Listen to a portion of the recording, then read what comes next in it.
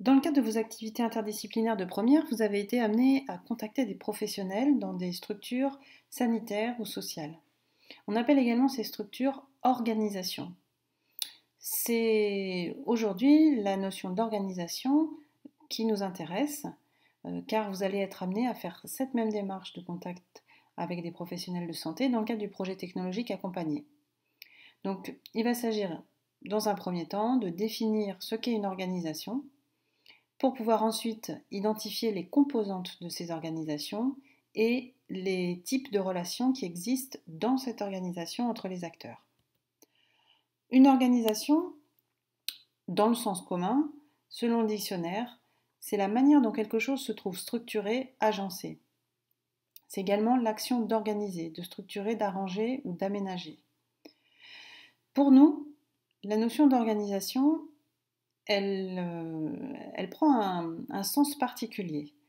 Pour nous, une organisation, c'est le regroupement de personnes travaillant pour atteindre des objectifs communs à l'aide de moyens matériels ou financiers.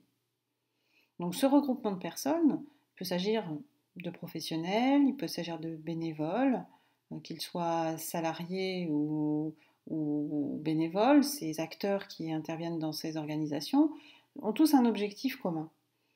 Et ils servent les missions de l'organisation. Une organisation a des missions, c'est-à-dire qu'elle va organiser son action de manière à remplir des missions particulières qu'on lui a confiées ou dont elle est dotée. Les acteurs des organisations vont disposer de moyens matériels ou financiers pour exercer leurs actions. Et c'est bien dans ces organisations du secteur sanitaire et social que vous allez trouver un projet que vous allez pouvoir analyser ou alors que vous allez concevoir et que vous allez ancrer dans ces organisations.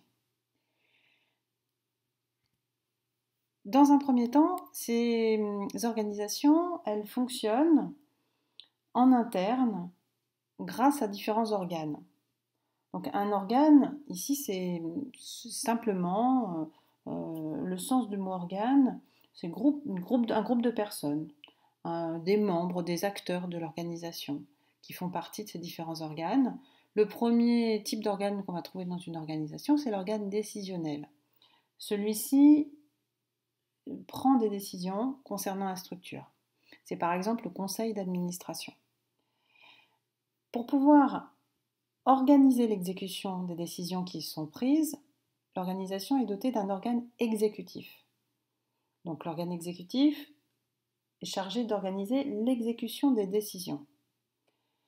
Les organes consultatifs, eux, comme leur nom l'indique, vont être consultés, ils vont donner des avis, ils vont étudier des sujets, ils vont être force de proposition pour éclairer les organes décisionnels et pour que les décisions qui soient prises soient les plus pertinentes possibles.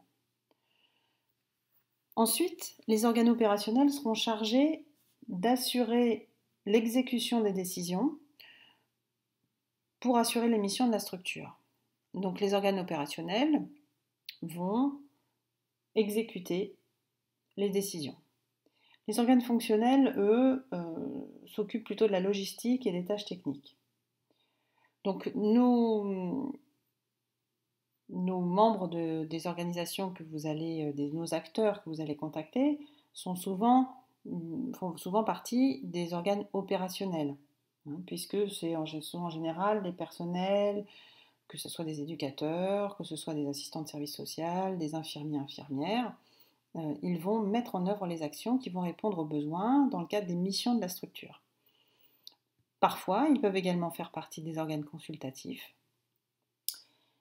et ils vont forcément appartenir à une organisation qui va se doter d'un responsable qui fait partie de l'organe exécutif. Et ce responsable, il va avoir des relations hiérarchiques avec ces acteurs opérationnels, ces organes opérationnels. Puisque dans les organisations, on va trouver plusieurs types de relations. On vient de parler de la relation hiérarchique, c'est celle qui nomme la relation pour laquelle on a un lien d'autorité. Il y a un lien d'autorité entre le supérieur et ses subordonnés, c'est-à-dire que le responsable de la structure va avoir autorité, donc va pouvoir prendre des décisions et va pouvoir les imposer, les faire exécuter par ses subordonnés. Mais il n'existe pas que des relations hiérarchiques d'un supérieur vers ses subordonnés, il existe également des relations fonctionnelles. Une relation fonctionnelle, c'est simplement un lien qui existe sans cette dimension hiérarchique. Lorsqu'on travaille avec quelqu'un, qu'on l'informe, qu'on coopère, on a une relation fonctionnelle avec lui. Il peut s'agir d'un acteur qui occupe le même type de poste, qui a la même mission, mais il peut s'agir de relations qui existent entre deux personnes de statuts différents dans l'organisation.